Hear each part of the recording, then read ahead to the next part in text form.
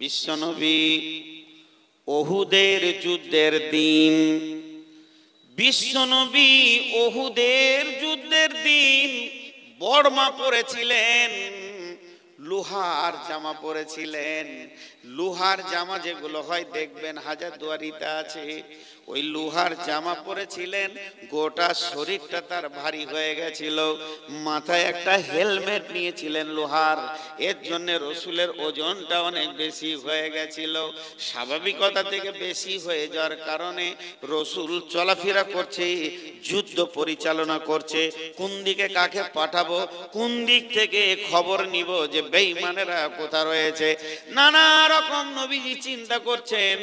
সামনে একটা উঁচু পাথর রয়েছে, বিশ্বনবী ভাবছেন এই পাথরে যদি আমি একবার উঠতে পাই, এই রাস্তাটা যদি আমি হাঁটতে পাই, তাহলে কাফেরদেরকে পরিলক্ষণ করে নেওয়া হবে তারা কোন জায়গায় কি অবস্থায় আছে।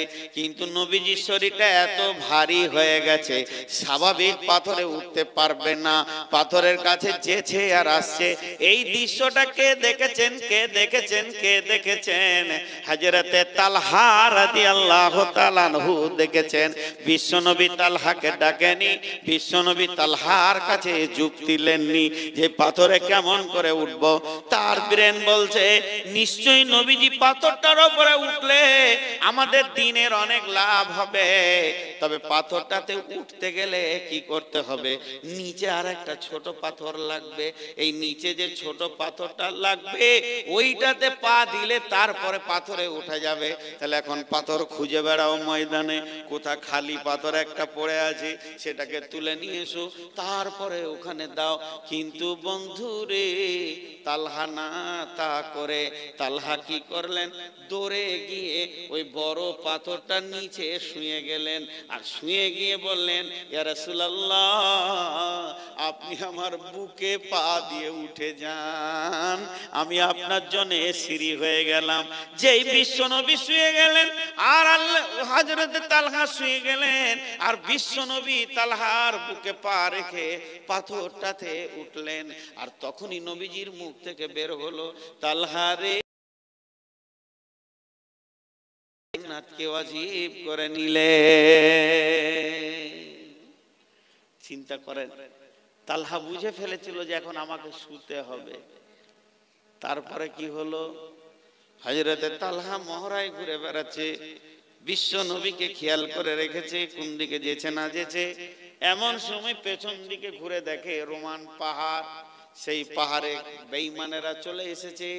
বড় বড় তীর আর বর্ষাকে বিশ্ব নবীকে লক্ষ্য করে রেডি করে ফেলেছে।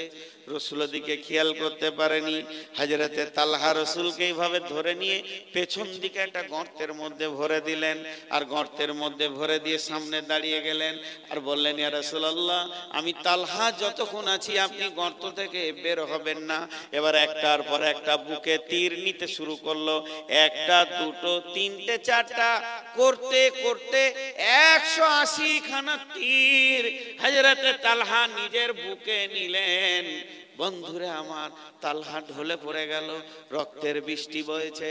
এমন সময় কোন কুখ্যাত বেঈমানের পাথর এসে নবীজির হেলমেটকে ফাটিয়ে দিয়ে দাঁত দুটি ভেঙে দিলেন। রসুলের দাঁত পড়ে গেল, রসুল বেহুশ হয়ে গেলেন। যখন রসুল বেহুশ হয়ে গেলেন, হযরতে আলী ঢালে করে পানি আনছেন, রসুলের মাথাতে দিয়ে হুঁশ ফেরাবেন।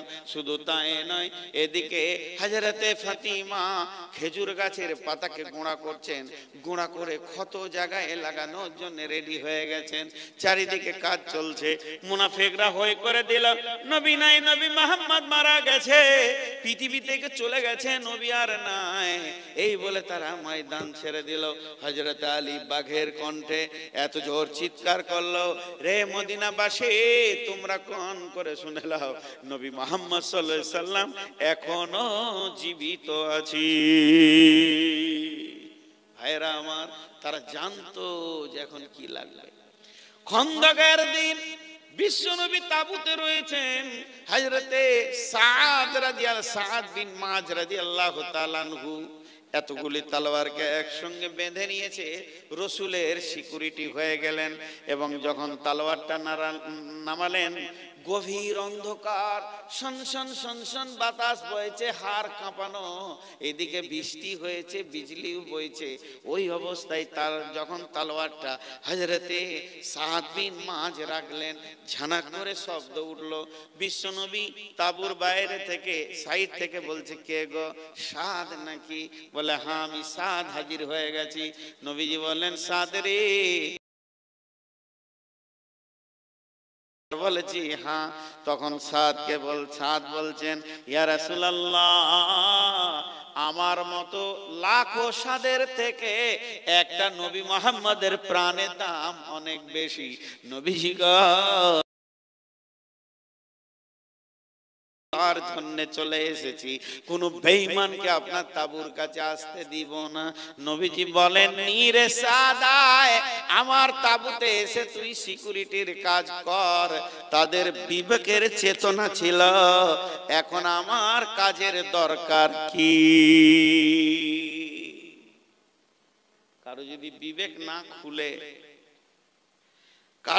বিবেক না খুলে, তাকে জালসা করে খোলানো যাবে না। মানুষ এক দুই করে উঠেন, ভাবছে এবার টাকা চাইবে তো কেটে পড়ি, যান চলে যান। কিন্তু টাকা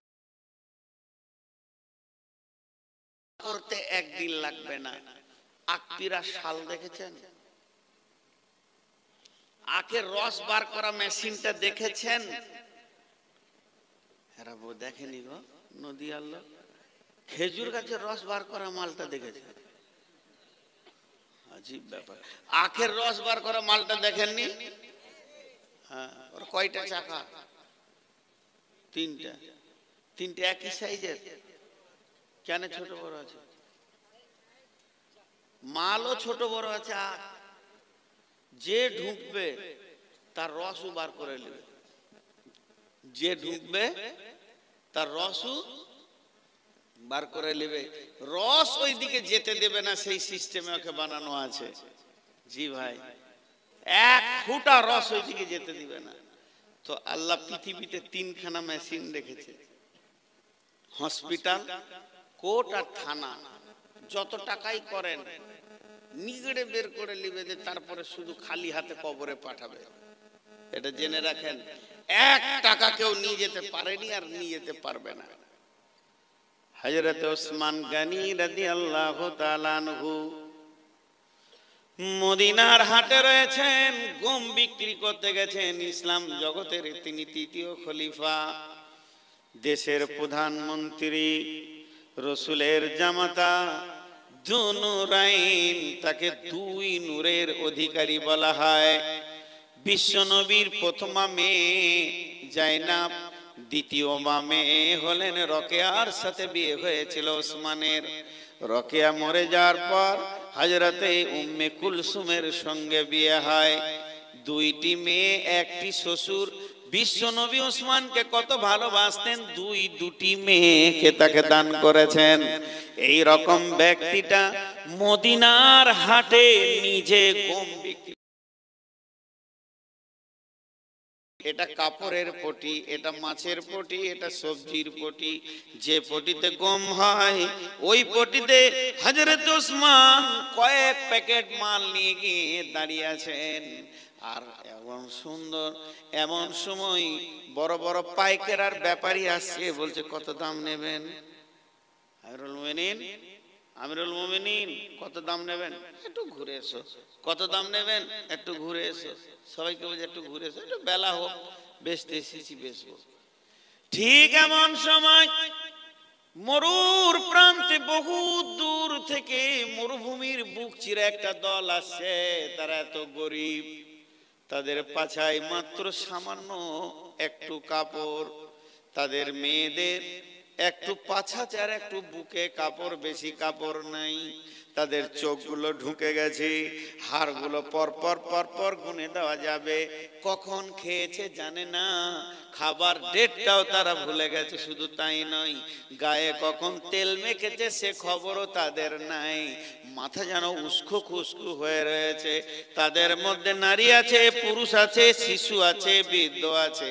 হযরত ওসমান দেখে নিলেন, দাঁড়াও, চলো গামছা পাতো, এই লাও তুমি একসা, এই লাও তুমি, তোমরা কজন? তিনজন, লাও ধরো, একটা করে দেয়। তারা বিদায় হতে শুরু করে, আবার একটা গমের প্যাকেট নিয়ে আসে, আবার দেয়, আবার বিদায় হতে শুরু করে। এই দিতে দিতে দিতে দিতে দিতে দিতে সমস্ত মালগুলি তারা আবার মরুভূমির বুক চিরে যেতে শুরু করেছেন। যখন তারা রিটার্ন যেতে শুরু করেছে, তখন ওই বেঈমান কাফের যারা ছিল, যারা আপনার কিনা বড় বড় ব্যাপারী ছিল, তারা এসে বলছে, ও নবীর জামাতা ওসমান, তারা কত দাম দিয়েছে যে তাদেরকে আপনি মালগুলো দিলেন, আমাদেরকে দিলেন না? তারা তো ঠিক মতো খেতে পায় না, পরনে তো ঠিক মতো কাপড় নাই, না আছে তাদের শরীরে কোনো তেল, এরা কত দাম দিয়েছে একবার বলেন। হযরত ওসমান বললেন, আজকের বিজনেসটা আমি মানুষের সঙ্গে করিনি, আমি আল্লাহর সঙ্গে করেছি। আমি জান্নাতের বিনিময়ে গমটা বিক্রি করেছি রে ব্যাপারীর দল। তোমরা গোটা পৃথিবী বিক্রি করে জান্নাতের একটা ইট কিনতে পারবে না। তাই আমার আল্লাহ বলেন, হে মানবকুল, পৃথিবীর বুকে তুমি বিচরণ করছো, কিন্তু বিবেক দিয়ে দেখে নাও এখন আমাকে কি লাগবে। এই জিনিসটা তোমার বিবেককে জিজ্ঞেস করো। তোমার কাছে আমার দুটো জিনিস আছে, তোমার জানটা আছে, তোমার মালটা আছে, দুটোই আমি কিনে রেখে দিয়েছি। আর আমার কাছে একটা জিনিস আছে, তুমি কিনে রেখে দিয়েছো, তার নাম হলো জান্নাত। আজকে আমাদের অবস্থা শেষ। আমরা এইভাবে জান দিতে পারবো না। আমাদের জান দেওয়ার মতো জান দেওয়ার মতো টেন্ডেন্সিটাই নেই, খালি জান নেওয়ার বুদ্ধিটা খুব আছে। হ্যাঁ, তো আমাদের দিকে যদি কোনো ঝামেলা হয়, একটু যদি চেঁচামেচি হয়, তো সাইড থেকে আরেকজন বলবে, মার, যত টাকা লাগে আমি দেবো, মার, মার, আর লাশ ফেলে দে, লাশ ফেলে দে, যত টাকা লাগে আমি দিব। মুসলমান এই জায়গায় টাকা খরচা করে, আসল জায়গায় টাকা খরচা করে না। আমরা জানি না যে কোন জায়গায় আমাদেরকে টাকা খরচা করতে হবে। চলেন একটু আগিয়ে যাই, দেখি সাহাবা রাদিয়াল্লাহু মাজমাইনেরা কোন কোন খাতে তারা নিজের টাকাকে ব্যয় করেছে। আল্লাহ তাবারাক ওয়া তাআলা বলেছেন যে মাল তো আমার। রাসূলুল্লাহ সাল্লাল্লাহু আলাইহি ওয়াসাল্লাম বলেছেন, মান কাতা মেরা সাওয়ারিসিহি কাতা আল্লাহু মিরাসাহু ইয়াউমাল কিয়ামাতি ফিল জান্নাহ। কিয়ামতের মাঠে যেদিন জান আর মালের হিসাব শুরু হবে, এদিকে আয়, তোর হিসাব আমি নিব। সারা জীবনে 3 কোটি টাকা ইনকাম করেছো, কোথা ব্যয় করেছো বলো? এদিকে এসো, তোমার কাছে আমি হিসাব নিব। তুমি সারা জীবনে, তোমাকে 70টা বছর জীবনে বয়স দিয়েছিলাম, এই বয়সটাকে কোথা ব্যয় করেছো বলো? তো জান আর মাল এমন একটা জিনিস আমাদের কাছে আল্লাহর রাখা আছে, যেটা শেষ হয়ে যাবে।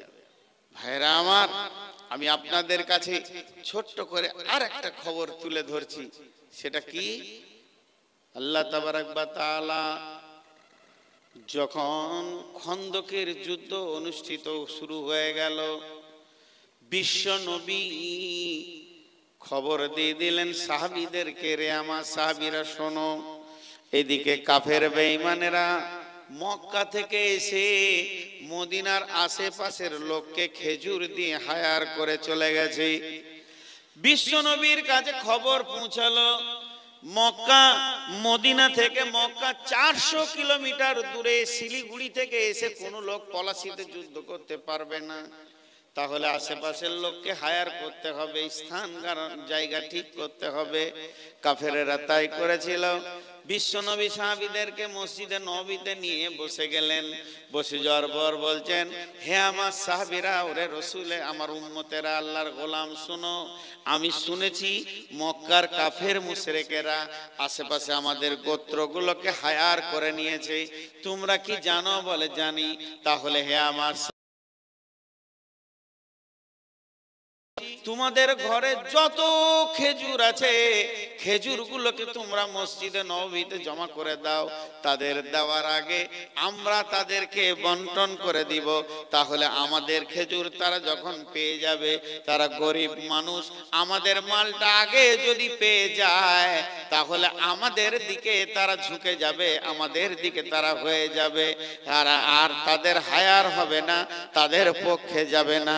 তখন এরা সাহাবীরা বললেন, ইয়া রাসূলুল্লাহ, এটা আপনার হুকুম না এটা আপনার রায়? যদি আপনার হুকুম হয়, আপনাকে নবী বলে মেনে নিয়েছি, আপনি যা বলবেন তাই শুনে নিব। তবে যদি আপনার মত হয়, তাহলে আমাদের যদি মত দেওয়ার সুযোগ থাকে, ইয়া রাসূলুল্লাহ, আমাদেরকে একটা সুযোগ করে দেন, আমরা মত দিই। নবীজি বললেন, না, এটা আমার আদেশ নয়, আমার হুকুম নয়, এটা আমি আমার মত বললাম মাত্র। তোমরা তোমাদের মত ব্যবহার করতে পারো, তোমরা তোমাদের মত বলতে পারো। সাহাবীরা বললেন, ইয়া রাসূলুল্লাহ, আপনি দোয়া করেন, আপনার দোয়ার আমার আল্লাহর মদদ যদি আমাদের থাকে। বুকে হাত দিয়ে বলছি, মদিনা থেকে একটা খেজুর তো দূরের কথা, একটা খেজুরের আঁঠি পর্যন্ত নিয়ে যেতে বেঈমান। আমার সাহাবীরা রেডি হয়ে গেছে, এরা একটা মদিনার মাটি থেকে খেজুর নিয়ে যেতে দেবে না। আল্লাহর নবী দোয়া করলেন এবং হযরতে সালমান ফারসির সঙ্গে পরামর্শ করলেন। হযরতে সালমান ফারসি বললেন, ইয়া রাসূলুল্লাহ, এখানে তাবুক, এখানে আপনার কি না পরীক্ষা খনন করে দেয়া হোক। ওই যুদ্ধটাকে খন্দকের যুদ্ধ বলা হয়। হযরতে সালমান ফারসির কথাতে বিশ্বনবী মদিনায় পরীক্ষা খনন করে দিলেন। একটা বড় খালকে খনন করলেন। ওই খালটা খনন করতে গিয়ে আরো লম্বা ইতিহাস আছে। বিশ্বনবী যখন জোরে গাঁইতি মারলেন, পাথর থেকে একটা চিলকি বের হয়ে এলো আগুনের, আর ওই আগুনের ছটা দেখি নবীজি বললেন, আলহামদুলিল্লাহ, আমরা বিজয়ী পাবো। এরপরে পরীক্ষা খনন হয়ে গেল। মদিনার সমস্ত মেয়েদেরকে একটা তাঁবুতে এক জায়গায় রয়েছে। এবার চলছে, খালি ওরা ওই দিকে এসেছে 1000, ওরা এসেছে ওখানে মানে পরপারে রয়েছে, ওরা ওই খালটার ওই পারে, আর মদিনাওয়ালারা মদিনা খালের ভিতরে রয়েছে। এরা খালি বলছে তোরা আয়, তারপরে দেখছি। আর মুসলমানরা বলছে খালি একবার খাল পার হয়ে যা, লাশ ছাড়া তোদেরকে জীবিত ফেরত যেতে দিব না। এই চলতে চলতে একদিন গেল, 2 দিন গেল, 3 দিন গেল, 1 মাস গেল, 2 মাস যখন চলে গেল, তখন ওখানে আবু সুফিয়ান দেখছে যে উটগুলি এনেছিলাম, উটগুলি তো শেষ হয়ে যাচ্ছে, প্রতিদিন হাজার হাজার লোকের খাবার, তাহলে তো লোকগুলি উটগুলি আর বেশি বাড়াবাড়ি করা যাবে না, এখন আমাদেরকে মক্কা পালিয়ে যেতে হবে। বন্ধুরে আমার, বিশ্বনবী দোয়া করে দিলেন, দোয়া কবুল হয়ে গেল। ওই রাত্রিতে এত ঝড় আর এত বৃষ্টি হয়েছিল, শিলা বর্ষণ, হাড় কাঁপছে, থরথর থরথর করে, সব হাড় কাঁপানো ঠান্ডা, আর গোটা এলাকায় শিলা বর্ষণ। যেমন বর্ষা তেমন ঝড়, তেমন বিজলি, তেমন কাড়াক, তেমন ভয়ানক রাত শুরু হয়ে গেল। আল্লাহর হুকুমে বেঈমানদের একটাও তাবু ছিল না, ছিঁড়ে ছিঁচড়ে তুলে সমস্ত তছনছ করে দিয়েছিল তাদের মালকে। এখন ঘটনা ঘটলো কি, গভীর রাত্রিতে আল্লাহর নবী তার জামাতা আলীকে ডাকলেন, আলী রে, একবার খবর লাও, আমার চাচা আবু সুফিয়ান কি করছে।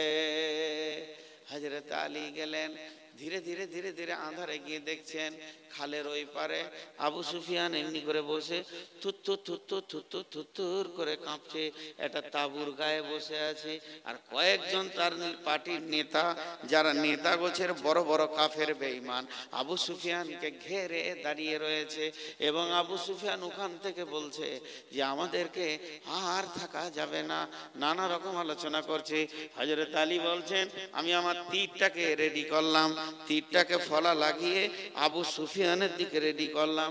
আমি ছাড়বো আর আবু সুফিয়ান দুনিয়া ছাড়বে, আমি তীর ছাড়বো আর আবু সুফিয়ান দুনিয়া ছাড়বে। আমি যদি সেদিন তীরটা ছেড়ে দিতাম তাহলে আবু সুফিয়ান ফাতে মাক্কার পরে কালেমা পরে ঈমান এনেছিল, ওর দ্বারা আর ঈমান আনা সম্ভব হতো না, জাহান্নামে চলে যেত। কিন্তু আমি তীরটা ছাড়তে পারলাম না। আমার বিবেকের ভিতরে একটা চেতনা এলো, নবীজি আমাকে মারতে বলেনি, দেখতে বলেছে। চাপ অনেক বেশি। আজকে তো জোর করে খুতবায় তুলে দিল, মনে হচ্ছিল যে মিম্বার থেকে পড়ে যাব, বারবার দেয়াল ধরছিলাম। তো রোগ তো কাউকে মাফ করবে না ভাই, রোগ বিশ্ব নবীকেও মাফ করেনি, রোগ একটা আল্লাহর নিয়ামত। তো আমি আপনাদের সামনে এই 2-3টি আয়াতকে সামনে রেখে কিছু কথা বলবো। আল্লাহ তাবারাক ওয়া তাআলা কিয়ামতের দিনে আমাদের কাছ থেকে হিসাব গ্রহণ করবেন আর আমাদেরকে হিসাব দিতে হবে। আল্লাহ তাবারাক ওয়া তাআলা আমাদেরকে যা আমানত দিয়েছেন তার মধ্যে 2টি আমানত আপনার আমার বুঝে আসছে কিনা, প্রথম দিকে আমি একটু বুঝাবার চেষ্টা করছি। দিন ইসলাম আমানত, জিন্দেগি ভি আমানত। দিন ইসলাম আমানত আর আমাদের জীবনটাও হচ্ছে আমানত। বাস এই 2টি জিনিস যদি বুঝতে পারেন তাহলে আমার কথা অনেক কমে গেল, আমি অন্য 2টা কথা আপনাদেরকে বুঝাতে পারবো। এখন শর্টে 2টি জিনিসকে একটু ক্লিয়ার করে দিই। একটা জিনিসের নাম হচ্ছে আমানত আর একটা জিনিসের নাম হচ্ছে মিলকিয়াত। আমানত মানে হচ্ছে আমানত তো আমানতি, গচ্ছিত সম্পদ, আর মিলকিয়াত মানে হচ্ছে মালিকানা। একটা ছোট্ট উদাহরণ দিলে বুঝতে পারবেন যে আমি আপনাদের সামনে এখন জালসা করে যখন নামবো তো কমিটির লোক কেউ এসে আমার হাতে একটা 500 টাকা দিয়ে বললেন, বা এই শ্রোতাদের ভিতরে কেউ দৌড়ে এসে 500 টাকা দিলেন, দিয়ে বললেন এটা আপনাকে আমি চা খেতে মিষ্টি খেতে দিলাম, আমাকে খুব ভালো লাগে বিধায় আমি এটা দিলাম। আর একটা লোক 500 টাকা দিল, দেওয়ার পর বলছে আপনার মাদ্রাসায় আমার একটা ছেলে আছে, এই টাকাটা তাকে দিয়ে দেবেন। এই 2টি পার্থক্য আছে আসমান জমিন। টাকা এক, টাকা দেখতেও এক, 2টোই ভারতের মুদ্রাস্ফীতি, কিন্তু পার্থক্য আছে আসমান জমিন। একটা টাকাকে খরচা করার আমার অধিকার নাই, ওটা আমানত, যাকে দিতে বলেছে তার কাছে পৌঁছে দিব। আর একটা টাকা আমার 100% খরচা করার অধিকার আছে, সেটা আমি খেতে পারি, দান করতে পারি, চা খেতে পারি, মিষ্টি খেতে পারি, এটা হলো মালিকানা সত্ত্ব টাকা। তো এখন 2টো বিষয় আপনাদের সামনে ধরেছি। একটা হচ্ছে মাল, আপনার ঘরে যত মাল আছে একটা বালি কোণা থেকে নিয়ে একটা হিরে পর্যন্ত সমস্ত মালটা কিন্তু আমানত না, এটা আপনার নিজের মালিকানা।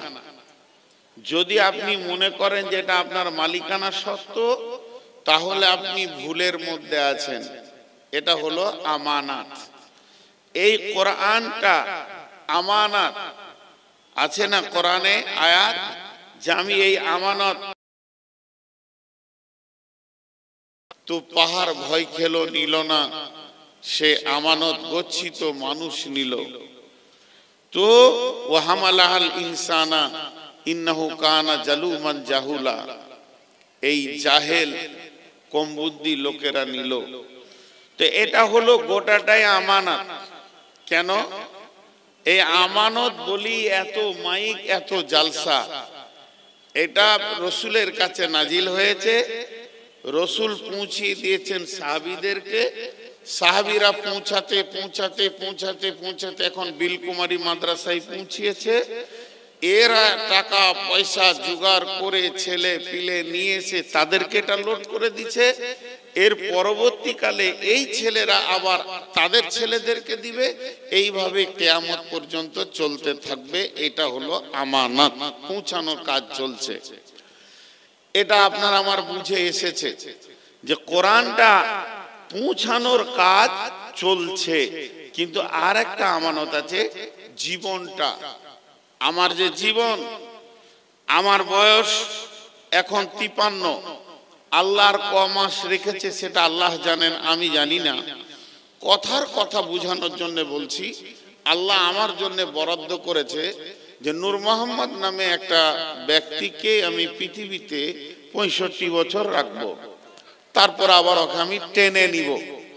তো এই 65টা বছর যে পার হচ্ছে, যেদিন থেকে আমি মায়ের পেট থেকে পৃথিবীর মাটিতে এসেছি, সেই দিন থেকে আমার সময় বয়স কাটছে 65। এরপরে আগাতে রয়েছি আমি 64, 63, এই করতে করতে করতে করতে 53। তার মানে আমি চলে এসেছি বহু দূরে। এখন আমি চলে এসেছি ধরেন 18 আর বাকি আছে, এরপরে সামনে বছর থাকবে 17, এই করতে করতে 10, 9, 8 করতে একদিন 0। যখন 0 হবে আমি পৃথিবী থেকে চলে যাব, আমি আর একটা শ্বাস নেওয়ার ক্ষমতা রাখবো না। আল্লাহ কোরআনে বলছেন, ওয়ালিকুল্লি উম্মাতিন আদাল হাত্তা ইদা দাআ আদালুহা লা ইস্তাখিরুনা সাআতাও ওয়ালা ইস্তাকদিমুন। আমি প্রত্যেকটা মানুষের জন্য একটা নির্দিষ্ট তার শ্বাস রোধের সময়কে রেডি করেছি। সেই সময়টা যখন আসবে তখন পৃথিবীর কেউ 1 সেকেন্ড বাড়াতে বা কমাতে পারবে না। ছেড়ে দেন সব কথা। আমার এই 65 বছরটা কি আল্লাহ আমাকে দিয়েছেন, এটা কি দিয়েছেন? ব্যবহার করতে দিয়েছেন স্বাধীনভাবে না আমানত? এটাও আমানত, এটাও আমানত। এই 65 বছরটাও আমানত, এই 65 বছরটাও আমানত। যার যতটা বয়স আল্লাহ পৃথিবীতে দিচ্ছে ওটা আমানত। কেমন করে আমানত? একটা টাকা আমাকে দিল, তুমি খাও, ও কথাটা আর তুলছি না, এখান থেকেই শেষ। আর একটা টাকা দিল, এটা আমার বেটাকে দিও, এটা আমার ভাইপোকে দিও, এটা আমার ভাগনাকে দিও, ওটা আমানত, ওকেই দিতে হবে। তো আল্লাহ তাবারাক ওয়া তাআলা পৃথিবীতে আমাদেরকে যখন পাঠান তখন আমার জীবনটাকে তিনি খরচা করছেন। এর ভিতরে আমার 65 বছরে আমি অনেক অক্সিজেন শেষ করেছি, সূর্যের আলো নিয়েছি, আমি পৃথিবীতে ব্যবহার করেছি। তো আল্লাহ তাবারাক ওয়া তাআলা বলছেন, তোর জীবনটা কোথা কোথা কোথা কোথা ব্যয় করবি এটা আমি বলে দিয়েছি। তার বাইরেই যদি তুই ব্যয় করিস তাহলে আমানতের খেয়ানতি। কথা বুঝাতে পারলাম? একবার আপনারা হা না বলেন, কথা বুঝাতে পারলাম? আপনি আমাকে 500 টাকা দিয়েছেন, নাম লাগবে না, চলেন, উনি নাম বলছেন না। আপনি আমাকে 500 টাকা দিয়েছেন, 100 টাকা মুক্তারকে দেবেন, 100 টাকা দেবেন ইবাদুল্লাহকে, 100 টাকা আব্দুল সবুরকে বলেছেন। আমি 3 জায়গায় দিয়েছি, বাদ দিয়ে আরেকজনকে দিয়েছি। বিলকুমারী মাদ্রাসায় দিতে বলেছেন, আমি ডিঙ্গিল মাদ্রাসায় দিয়েছি। আমানত আছে, খেয়ানত হয়েছে। তাহলে বুঝেছেন? তাহলে আমার 70 বছরটা কোন কোন কোন কোন জায়গায় ব্যয় হবে আল্লাহ কোরআনে বলে দিয়েছে, তোর জিন্দেগিটা এই এই জায়গায় ব্যয় করবি, আর এই এই এই এই জায়গাতে তুই পা দিবি না, ওদের পাশে দাঁড়াবি না, ওদের কাছে যাবি না। আমি ওই জায়গাগুলো গিয়েছি, যেটা মানা করেছে সেখানে গেছি, আর যেখানে যেতে বলেছি সেখানে যাইনি। তাহলে আমার জিন্দেগির হিসাব আলাদা হবে, আমানতের খেয়ানতি হবে। সকলে একবার আমার সঙ্গে কালেমা শাহাদাতের সাক্ষী দেন। সবাই সবাই যতজন আছেন এখানে, একজন যেন বাদ না যায়। যিনি মুসলিম তিনি সাক্ষী দেবেন। একবার আমি আপনাদেরকে প্রথম শোনাবো, দ্বিতীয়বার আপনারা আমার সঙ্গে সাক্ষী দেবেন। আশহাদু আল্লা ইলাহা ইল্লাল্লাহু ওয়া আশহাদু আন্না মুহাম্মাদান আবদুহু ওয়া রাসূলুহু। যে জবানের কথাতে আমরা নিজেরা মুসলমান, হৃদয় দিয়ে কলিজার ভিতর থেকে মহব্বতকে নিগড়িয়ে এই কালেমা শাহাদাতের সাক্ষীটা আমরা সকালে দিব, বলেন ইনশাআল্লাহ। যে বাদ থাকবেন, যিনি নিজেকে নন মুসলিম মনে করবেন যে আপনি মুসলমান নন, হয়তোবা কোনো অন্য কাস্টের ছেলে এই ভিড়ে জালসা শুনতে এসছে, সে বলবে না, তাতে কোনো দুঃখ নাই। যিনি মুসলমান তিনি বলবেন, চিল্লাবেন না, মধুর সুরে আমার রবের কাছে আমরা সবাই আজকে স্বীকারোক্তি দিব। সবাই একবার মহব্বতের সঙ্গে বলি, আশহাদু আল্লা। বলছেন না, কোথায় জালসা করছি? মুসলিমদের ভিতরে। একটু আওয়াজ জোরে করেন, আশহাদু আল্লা ইলাহা ইল্লাল্লাহু ওয়া আশহাদু আন্না মুহাম্মাদান আবদুহু ওয়া রাসূলুহু। আহা, এতগুলো মুসলমান যদি একবার মধুর সুরে বলতেন তো আওয়াজটা কেমন হতো, কেমন আওয়াজটা হতো। এটা আমাদের জীবনের সবথেকে মূল্যবান কথা, কালেমা শাহাদাতের সাক্ষী দেওয়া। জি, এই কালেমা শাহাদাতের সাক্ষী দেওয়ার কারণে গলায় ছুরি চলে গেছে, তাও কালেমা থেকে ফিরাতে পারেনি সাহাবীদেরকে। আল্লাহর হস্তে শেষবারের মতো বলছি, সবাই একবার বলি, আশহাদু আল্লা ইলাহা ইল্লাল্লাহু ওয়া আশহাদু আন্না মুহাম্মাদান আবদুহু ওয়া রাসূলুহু। কে কে পড়েন নাই হাত তুলেন, যে পড়েন নাই হাত তুলেন। জি, আমি বেশ কিছু মুখ দেখেছি লড়ে, বাবজি একটু মুখ হিলাই নাই, চোখের সামনে কালেমা পড়তে পারছি না আমরা। আচ্ছা, এখন আর আমি কালেমা আপনাদেরকে পড়াচ্ছি না। কালেমা আল্লাহকে আল্লাহ মনে করে আর আখিরি নবীকে জীবনের আদর্শ মনে করে যারা রাজি আছেন একবার হাত তুলেন। মাশাআল্লাহ, হাত নামান। আমরা সবাই রাজি আছি। খালি এখানে এরা টাকা গুনতে আছে, এরা রাজি নাই। খালি টাকা দেন, গুনবে। শাহাদতও পড়ে নাই, আর কালেমার সাক্ষীও দেয়নি, আর হাতও উঠলো না। আজীব ব্যাপার। তার মানে আমি একটা ভেড়া বকছি, আমাদের হুঁশও নাই। যে কটা দাঁড়িয়ে আছেন পা গুলো ধরছি, বসে যান, আল্লাহর হস্তে বসে যান। আপনারা খুব ভালো মানুষ, দামি বংশ থেকে এসেছেন, বুঝতে পেরেছি। আপনাদের বাপ দাদারাও সব আল্লাহর ওলি ছিল, জীবনে কোথাও বসেনি, লোকের জান জ্বালিয়ে খেয়েছে। বসেন, এবার বসেন। এইটা কেন পড়ালাম, এবার আমার বায়ান শুরু হলো।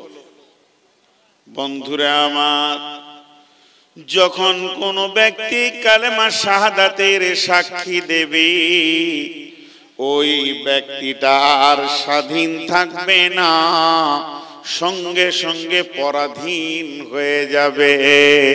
মুসলমান এত দুর্বল জাতি পৃথিবীতে আর কেউ নাই। মুসলমান দুর্বল, মুসলমানরা সবল নয়, এদের গায়ের ক্ষমতা কম, এরা হলো দুর্বল। এরই জন্য মুসলমানের মূল্য বেশি, দাম বেশি। শুধু দুর্বল হওয়ার কারণে মুসলমানের দাম বেশি। বলে কেন কেন এরা দুর্বল? দেখেন এতগুলি মুসলমান আছেন, পশ্চিমবঙ্গের কথা বলছি, বিদেশের কথা বলছি না।